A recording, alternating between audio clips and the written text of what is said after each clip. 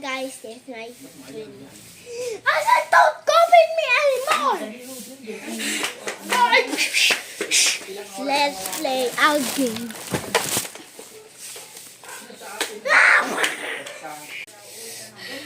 So angry!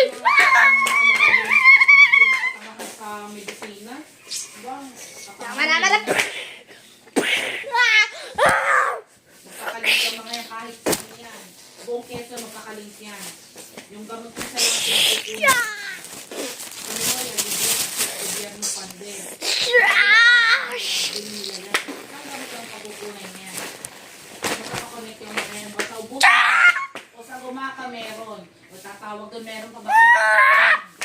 Eh, posibleng yung magkano bayad niya? So, posibleng ano? Pandurok.